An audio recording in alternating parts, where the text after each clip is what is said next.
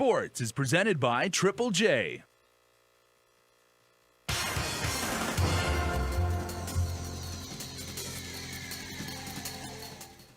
All right, welcome to Sports. Andy Wheeler filling in for Dave Delgado again. And tonight we're going to get in the giving spirit here this holiday season. And if you've been anywhere near the jiu-jitsu community on Guam, you know this man right here. Steve, welcome to the show. Thanks for having me, Andy. Good to have you on.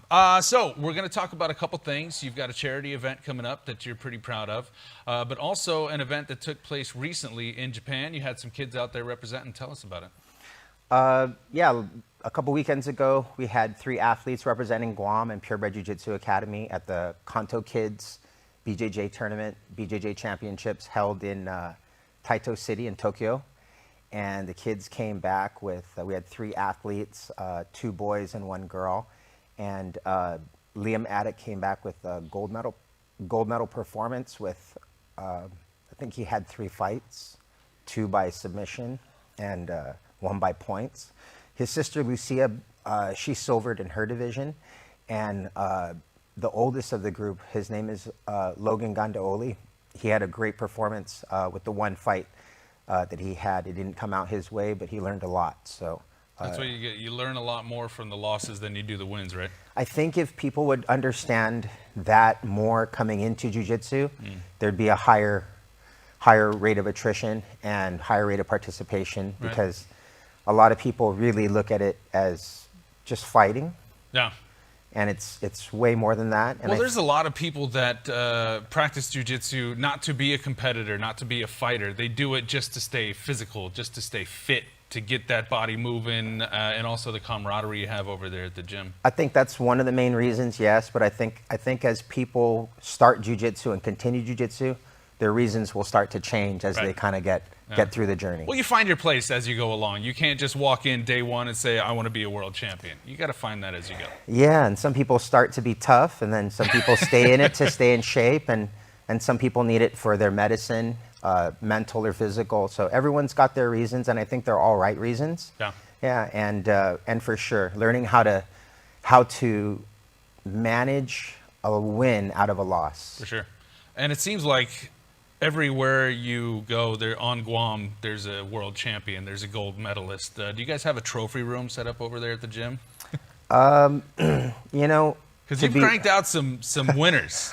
Thank you. That's funny that you asked that. At the old academy, at our old location, we would have a full display of the entire gauntlet of accolades that the academy has.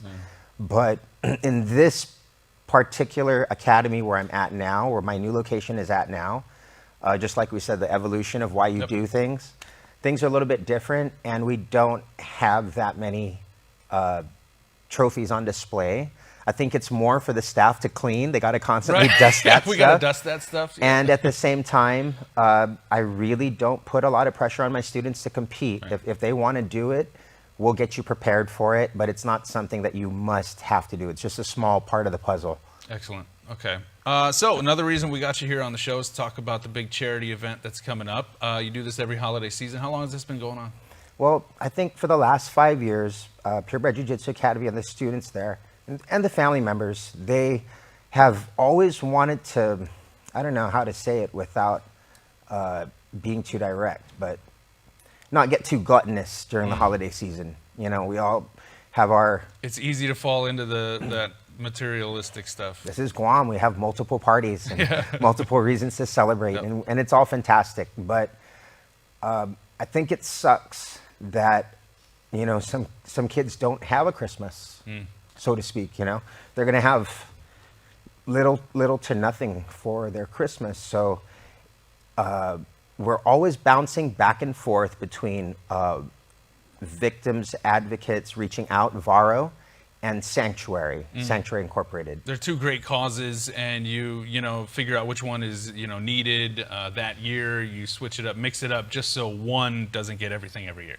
Yes, sir. And on top of that, just making sure you know where your donations go to, and with Sanctuary, they're very specific as to what help they needed. Right. And it makes a lot of sense. Like what we basically do is we ask that in order for our students or other family members to participate in the Christmas party, bring a gift that a 12 to 15-year-old child would appreciate for Christmas. Right.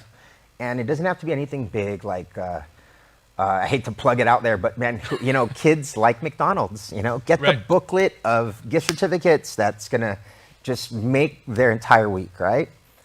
It's those little things that really going to help some kid. Really, the stuff that we take for face. granted, those $6, $7 yogurts at Yogurtland, Right. man, give that to one kid. You just changed the whole month. Yeah. You know, so simple things that, and most especially that age group, because that is the age group that's neglected at this time. Yeah. The older kids. So how can people take part? When and where? And if they maybe can't make the party, but they'd still like to donate? Yeah, it's December 14th, Saturday, at the Fiesta Hotel poolside. It's a sunset little pool party. Yeah, right. Christmas party. We've got athletic kids in the academy, and we just want them to just, you know, go buck wild in a safe environment, and just have a nice, stress-free experience outside of the dojo. These guys are constantly putting so much time in the room that we have to do things outside of the dojo, kind of just like to enrich our relationships, you know, like, you know, we have lives. we gotta figure out who we are outside of the gym. So and life is about that balance. You know? Yeah, we're starting at 4 o'clock all the way till sunset, and you know, come on down and enjoy just the holidays. And before you start to enjoy the holidays, try to help someone enjoy the holiday with us together. Fantastic, man. It's a great cause. Keep up the great work. I appreciate that. And thanks for having us here. Thanks for getting the message out, and Merry Christmas. Anytime. Merry Christmas, Steve. All right, that's it for Sports Prime Time. We'll be back.